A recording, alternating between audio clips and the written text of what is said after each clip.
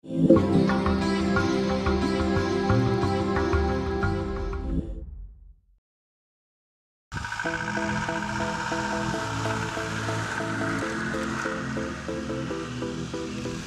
dalyvauti pasiūlė vienas mano draugas, bet tai buvo visiškai utopinė idėja, kurią atrodė visiškai nerealu įgyvendinti. Tai kaip ir minėjom, berods prieš 4 metus, nes tą ralį jisai pamatė per Trail Channel, kaip mes žmogiukai prisipirkę visokius įdomios technikos važiuoja senaisiais Dakaro keliais.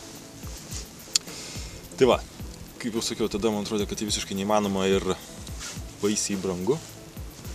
Tai taip ta idėja ir gulėjo stalčiuke. Ištraukiama per visokius vakarėlius ir intensyviai planuojama ir pasižadama, kad jau kitais metais tai jau tikrai. Paskui aš prieš metus panašiai pasiūliau Mariui, nes Marius pas mus yra darytojas, o ne svarstytojas. Ir per metus laiko mes po truputį, žingsnis po žingsnio, turbūt ir važiuosiu. Pasiruošimas sekasi iš tiesų neblogai, nes jis kaip jau ir visiškai pabaiga. Kaip ne kaip visam tam buvo skirta beveik metai laiko, tai nuveikta daug didelių ir daug mažų darbų. Automobilis buvo išradytas, surinktas, pridėta visokių daug smagių smulkmenų, kurių reikia ir kurių šiaip norisi, gal ne tiek reikia. Tai pasiruošimas manom, kad jau įvykęs. Jo, įvyko ir šiek tiek testavimo darbų. Testavimas įvyko, kai dalyvavome. Jo, 4 perimetras čia važiavimas aplink Lietuvą buvo, tai toks neblogas automobilio shakedownas, neblogas automobilio patikrinimas. Turbūt didžiausias iššūkis, tai aš manau, kad yra kova su savimi, kad neprisidėti daugiau visko, negu kad reikia.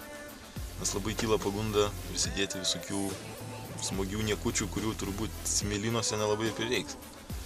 Tai čia yra vienas iš iššūkių, daug diskusijų reikalaujantis tarpusavyje, kad ar tikrai mums to reikia, ar tikrai mums to tiesiog norisi. Bet beveik susidėjom visko, ko reikia, ko norisi ir ko nereikia. Tokiais automobiliais, būtent Land Roveris dalyvavo 20 metų po visą pasaulį važinėję per Camel Trophy, tas lenktynės. Tai būdavo tos lenktynės, kur yra pasirinkami patys tokie sunkiausi nepravažiuojami taškai. Ir iki to, kad tie automobiliai būdavo neparuošti visiškai. Tik tai apsaugos vietos ir jie nebuvo pritaikyti bekelėm. Mūsų, aišku, yra šiek tiek pritaikytas daugiau negu kad tie automobiliai, kuriais važiuodavo tada. Tai gal iš tokios nostalgijos. Reikia pripažinti, todėl kad jis nėra labai brangus. Matyt, taip.